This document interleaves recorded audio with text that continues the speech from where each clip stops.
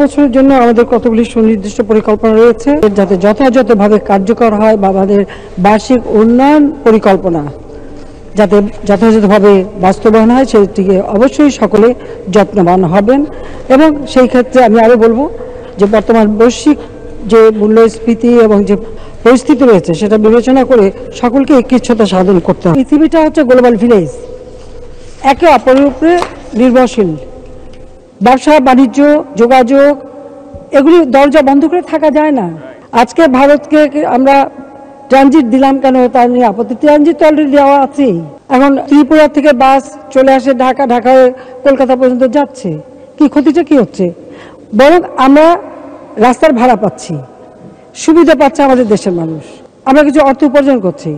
আমরা আসামের নুমালীগড় থেকে পাইপ লাইনে তেল নিয়ে আসছি, পার্বতীপুর ডিপোতে সেই তেল আসছে, আমরা এখন এটাকে নাটোর পর্যন্ত নিয়ে আসবো, কি ক্ষতিটা কি হয়েছে?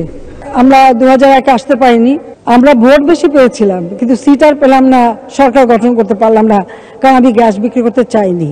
তো বিক্রিটা করে কে? দেশকে করে গেছে তো খালেদা জিয়া করেছে, এরশাদ সাহেব করেছে, জিয়াউর রহমান, এরাই করে গেছে। আওয়ামী লীগ আজকে এটা আন্তর্জাতিকভাবেও স্বীকৃতি পেয়েছে এবং জাতিসংঘ 77তম সাধারণ অধিবেশনে সাইড লাইনে অনেক রাষ্ট্র সরকার প্রধানের সামনে আমরা আশ্রম প্রকল্পটি নিয়ে একটি সেমিনার করেছি, সেখানে সকলেই এই প্রকল্পটির ভূয়সী প্রশংসা করেছে। এখন এটি অন্তর্ভুক্তিমূলক উন্নয়নের একটি মডেল হিসেবে বিশ্বব্যাপী স্বীকৃতি পেয়েছে।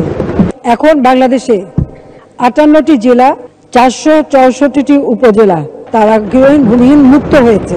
আমাদের সিদ্ধান্ত হলো যে যেটা জাতিপিতা আকাঙ্ক্ষা ছিল, এই দেশে একটি মানুষও গৃহহীন ভূমিহীন থাকবে না।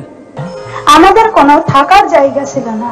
আমার বাবা ভ্যান চালিয়ে যে টাকা ইনকাম করতো তা দিয়ে আমাদের সংসার চলতো। সব মানুষগুলি যখন কথা বলে আর তাদের কথাগুলি যখন শুনি তখন এটাই মনে হয় যে এটাই তো আমার বাবা চেয়েছিলেন, এটি তো বঙ্গবন্ধুর স্বপ্ন ছিল। বাংলাদেশ হবে 2041 সালের স্মার্ট বাংলাদেশ।